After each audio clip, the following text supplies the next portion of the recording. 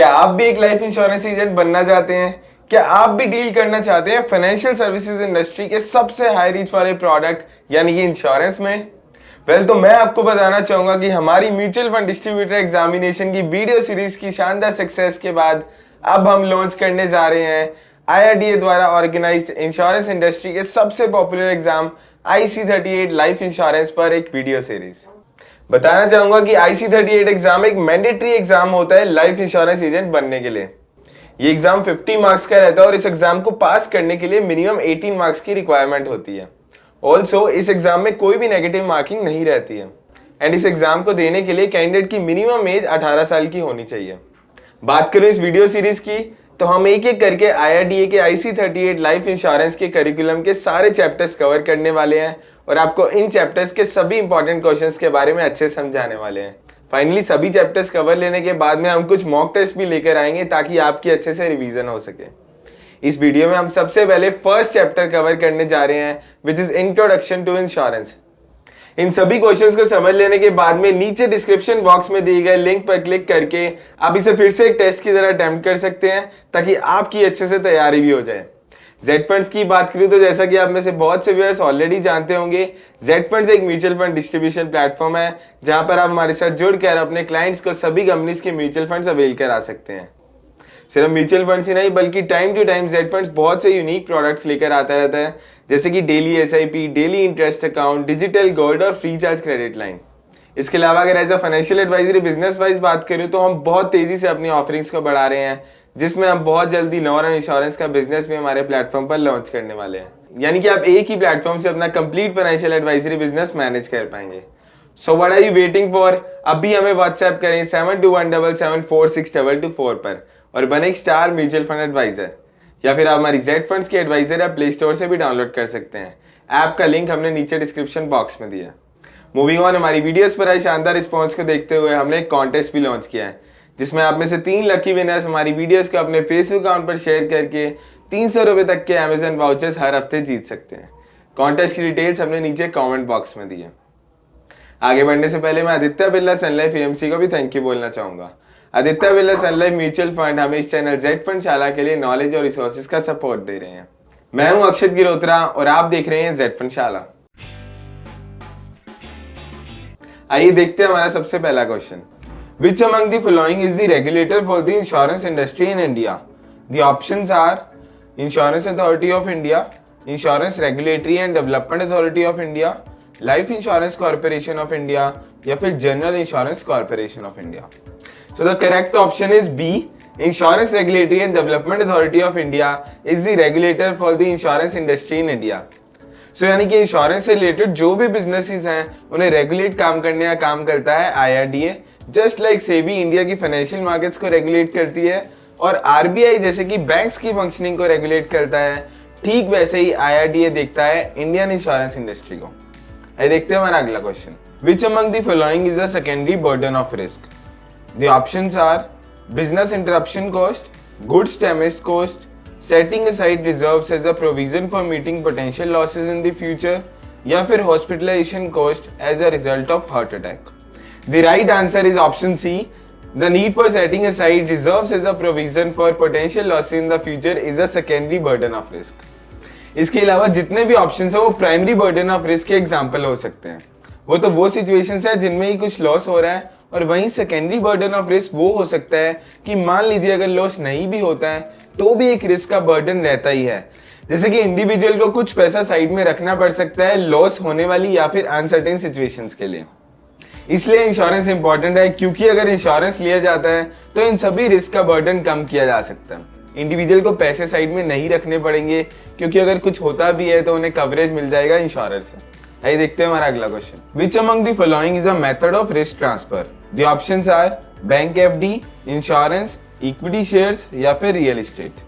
सो insurance एक ऐसा option है जिसमें इंडिविजुअल के रिस्क को ट्रांसफर किया जा सकता है किसी और पार्टी को which is the insurance company. अगर इन केस इंडिविजुअल को कोई भी लॉस होता है तो वो लॉस चूजन पार्टी जो कि एक इंश्योरेंस कंपनी होगी वो बियर करेगी। रिस्क ट्रांसफर को रिस्क रिटेंशन का ऑल्टरनेटिव भी कहा जाता है। बैंक, इक्विटी शेयर्स और रियल एस्टेट में रिस्क ट्रांसफर नहीं होता है। सो इसीलिए the right option is option B यानी कि इंश्योरेंस। आइए देखते हैं हमारा अगला क्वेश्चन।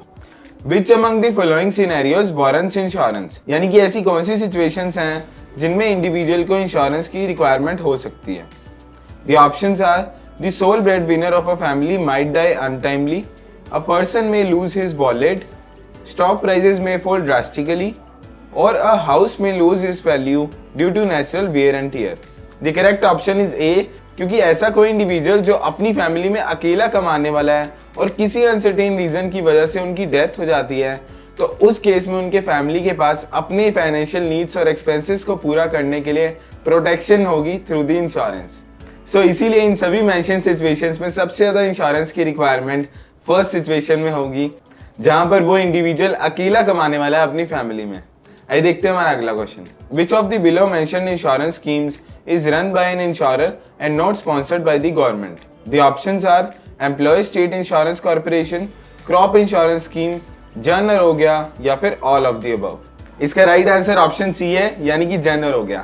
तो जन आरोग्य एक ऐसी स्कीम है जो इंश्योरर द्वारा रन की जाती है बट गवर्नमेंट द्वारा स्पॉन्सर्ड नहीं है, और बाकी सभी मेंशन्ड ऑप्शंस में वो स्कीम गवर्नमेंट द्वारा स्पॉन्सर्ड है। आइए देखते हैं हमारा अगला question. Risk transfer through risk pooling is called dash. The options are savings, investments, insurance या फिर risk mitigation. The right option is option C. इन सभी मेंशन्ड ऑप्शंस में इंश्योरेंस ही केवल एक ऐसा ऑप्शन है जिसमें रिस्क को ट्रांसफर किया जाता है एक इंश्योरेंस कंपनी को। तो जैसा कि हम इंश्योरेंस के कॉन्सेप्ट से ऑलरेडी समझते हैं कि बहुत सारे इंडिविजुअल्स प्रीमियम कंट्रीब्यूट करते हैं किसी एक पर्टिकुलर अपनी रिस्क को कवर करने के लिए, और फिर बाद में कुछ ही ऐसे लोग होते हैं जिन्हें एक्चुअल में उस इंश्योरेंस कवरेज की रिक्वायरमेंट पड़ती है। सो इन दैट केस जिन्हें रिक्वायरमेंट पड़ती है उनका रिस्क शेयर हो जाता है सभी कंट्रीब्यूटर्स के बीच में, इसीलिए वहां पर होती है risk pooling. So basically insured अपना रिस्क इंश्योरेंस कंपनी को ट्रांसफर कर देते हैं और वो रिस्क सभी कंट्रीब्यूटर्स में यानी कि सभी प्रीमियम पेयर्स में शेयर होता है। आइए देखते हैं हमारा अगला question. The measures to reduce chances of occurrence of risk are known as dash. The options are risk retention, loss prevention, risk transfer या फिर risk avoidance. So the right option is option B, यानी कि loss prevention. किसी भी risk के होने के chances की पॉसिबिलिटीज को कम करने को लॉस प्रिवेंशन कहा जाता है। सो फॉर एग्जांपल, अगर आप एक कार ड्राइवर हैं और आप ड्राइविंग करते समय हमेशा सीट बेल्ट पहनते हैं तो उससे होने वाले एक्सीडेंट की पॉसिबिलिटीज को कम किया जा सकता है, लेकिन उस रिस्क को कंप्लीटली खत्म नहीं किया जा सकता। और वहीं जो भी मेजर्स आप द्वारा लिए जाएंगे उस रिस्क को कम करने के लिए उसे आप प्रिवेंशन मेजर्स कह सकते हैं। आइए देखते हैं हमारा अगला question. Origins of modern insurance business can be traced to dash. The options are Bottomry, Lloyds, Rhodes या फिर Malhotra committee. The right answer is option B, यानी कि Lloyds। मॉडर्न इंश्योरेंस बिजनेस की शुरुआत Lloyds के हाउस कॉफी लंदन में हुई थी, जहां पर ट्रेडर्स मिलकर होने वाले लॉसेस को शेयर करने के लिए एग्री करते थे। उस टाइम पर ट्रेड मेनली शिप्स के द्वारा हुआ करता था और हर साल बहुत से शिप्स डूब जाते थे या फिर लूट लिए जाते थे, जिससे ट्रेडर्स को काफी नुकसान होता था। तो इन्हीं तरह के रिस्क को कम करने के लिए मॉडर्न इंश्योरेंस बिजनेस की शुरुआत की गई। आइए देखते हैं हमारा अगला question. In insurance context risk retention indicates a situation where dash. The options are possibility of loss और damage is not there, loss producing event has no value, property is covered by insurance, one decides to bear the risk and its effects. So insurance के context में risk retention का मतलब है कि ऐसी situations जहां पर इंडिविजुअल होने वाले रिस्क और उसके आफ्टर इफेक्ट्स को बियर करने को तैयार है। सो इसीलिए इसका राइट ऑप्शन है ऑप्शन डी। आइए देखते हैं हमारा अगला question. Which of the following statements is true? The options are insurance protects the asset, insurance prevents its loss, insurance reduces possibilities of loss, insurance pays when there is a loss of asset. So जैसा कि आप जानते हैं कि insurance का main objective asset को protect करना, asset के लॉस प्रिवेंट करना या फिर एसेट से होने वाले लॉस को कम करना नहीं है, बल्कि इंश्योरेंस का प्राइमरी ऑब्जेक्टिव यही है कि इंडिविजुअल को एक कवरेज ऑफर करना अगर इन केस उनके इंश्योर्ड एसेट पर लॉस हो जाता है तो। सो इसीलिए the right option is option D. आइए देखते हैं हमारा अगला question. Out of 400 houses each valued at ₹20,000, on an average 4 houses get burnt every year resulting in a combined loss of ₹80,000. What should be the annual contribution of each house owner to make good this loss? So मान लीजिए कि किसी society में 400 घर हैं और एक घर की एस्टिमेटेड वैल्यू लगभग 20,000 रुपए की है, लेकिन हर साल ऐसा देखा जा रहा है कि 4 ऐसे घर हैं जो जल जाते हैं किसी भी रीजन की वजह से, और उनका कंबाइंड लॉस लगभग 80,000 रुपए का निकल कर आता है। सो क्वेश्चन ये पूछ रहा है कि कितना प्रीमियम कंट्रीब्यूशन हर घर को करना पड़ेगा अगर उस टोटल लॉस को कवर करना है तो। दी ऑप्शंस आर ₹100, ₹200, ₹80 या फिर ₹400। इसका राइट आंसर ऑप्शन बी है, क्योंकि अगर 400 घर मिलकर 200 रुपए एनुअली कंट्रीब्यूट करेंगे तो टोटल अमाउंट लगभग निकल कर आएगी 80,000 रुपए की, जो कि जो 4 घर जल जाते हैं उनका कंबाइंड लॉस को भी कवर कर पाएंगे। सो ₹200 पर household should cover that loss. आइए देखते हैं हमारा अगला question. Which of the following statements is true? The options are insurance is a method of sharing the losses of a few by many. Insurance is a method of transferring the risk of an individual to another individual.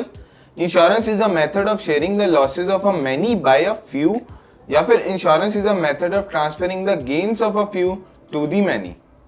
जैसा कि insurance के concept से समझ में आता है कि हर individual insurance इसलिए लेता है ताकि वो अपने फ्यूचर के रिस्क को कम कर सके, लेकिन अब जरूरी तो नहीं है कि हर इंडिविजुअल ऐसी किसी सिचुएशन को एनकाउंटर करे जिसमें उन्हें इंश्योरेंस कवरेज लेना पड़े। सो इन रियलिटी कुछ ही ऐसे लोग होते हैं जो ऐसी सिचुएशन से मीट करेंगे जहां पर उन्हें लॉस होगा, एंड इन दैट केस उन कुछ लोगों के लॉस को कवर करने के लिए सबके द्वारा कंट्रीब्यूट किए गए प्रीमियम्स का सहारा लेते हुए insurance company insurance coverage offer करेगी इंडिविजुअल को। इसीलिए इसका करेक्ट ऑप्शन होगा ऑप्शन ए, यानी कि insurance is a method of sharing the losses of a few by many. आइए देखते हैं हमारा अगला question. Why do insurers arrange for a survey and inspection of the property before acceptance of a risk? The options are to assess the risk for rating purposes, to find out how the insured purchased the property, to find out whether other insurers have also inspected the property, या फिर to find out whether neighboring property can also be insured. So the correct option is option A. So insurance company insurance coverage offer करने से पहले कुछ qualified individual और expert से property की पूरी जांच करवाती हैं और पूरी जांच और इंस्पेक्शन कराती हैं, ये देखने के लिए कि इस प्रॉपर्टी के ऊपर इंश्योरेंस कवरेज देना भी चाहिए या फिर नहीं देना चाहिए। इसके अलावा डिफरेंट फैक्टर्स पर उस प्रॉपर्टी को एनालाइज किया जाता है और देखा जाता है कि उनकी रिस्क रेटिंग कैसी है, और उसी अकॉर्डिंग उनके प्रीमियम्स रखे जाते हैं और उसी अकॉर्डिंग उन्हें कवरेज पास किया जाता है। आइए देखते हैं हमारा अगला question. Which of the below mentioned options best describe the process of insurance? The options are sharing the losses of many by a few, sharing the losses of few by many, one sharing the losses of few, या फिर sharing of losses through subsidy। इससे मिलता जुलता question हम already cover कर चुके हैं, सो आप में से बहुत से व्यूअर ऑलरेडी इसका आंसर जानते होंगे। इसका राइट आंसर है ऑप्शन बी, यानी कि sharing the losses of few by many. So insurance एक ऐसा प्रोसीजर है जिसमें कम लोगों के रिस्क को बहुत से लोगों के बीच बांट दिया जाता है, ताकि जो भी हर कंट्रीब्यूशन हर एक इंडिविजुअल को देना हो वो बहुत कम हो और उससे जिस भी इंडिविजुअल को फायदा मिलने वाला है फ्यूचर में उसका बेनिफिट ज्यादा हो। सो इसका राइट आंसर होगा ऑप्शन बी, यानी कि sharing the losses of few by many. आइए देखते हैं हमारा अगला question. By transferring the risk to insurer it becomes possible dash. The options are to become careless about our assets, to make money from insurance in the event of a loss, to ignore the potential risks facing our assets, या फिर to enjoy peace of mind and plans one's business more effectively। इसका right answer होगा option D, क्योंकि हर individual का primary objective insurance लेने का यही होता है कि जो उसके फ्यूचर का रिस्क है वो इंश्योरर को ट्रांसफर किया जाए और वो अपना पीस ऑफ माइंड एंजॉय कर पाए और साथ साथ अपना बिजनेस या फिर जो भी वो प्राइमरी काम करते हैं उसे इफेक्टिवली प्लान कर सके अच्छी ग्रोथ के लिए। इसीलिए the correct option is option D. So ये तो थे चैप्टर 1 के कुछ इंपॉर्टेंट क्वेश्चंस। अगर आप इन क्वेश्चंस को फिर से प्रिपेयर करना चाहते हैं और अपनी रिवीजन करना चाहते हैं तो नीचे दिए गए डिस्क्रिप्शन बॉक्स में जाकर लिंक पर क्लिक कर सकते हैं और इस टेस्ट को फिर से अटेम्प्ट कर सकते हैं। तो अगर आप भी जेड फंड्स के साथ जुड़कर म्यूचुअल फंड एडवाइजर बनना चाहते हैं तो अभी हमारी Z funds advisor app Play Store से डाउनलोड करें। ऐप का लिंक हमने नीचे डिस्क्रिप्शन बॉक्स में दिया है। अगर आपको ये वीडियो अच्छी लगी है तो प्लीज लाइक करें और हमारे चैनल को जरूर सब्सक्राइब करें ऐसी और भी इंटरेस्टिंग वीडियोस देखने के लिए। Thank you for watching Z fund शाला। Mutual fund investments are subject to market risks. Read all scheme related documents carefully.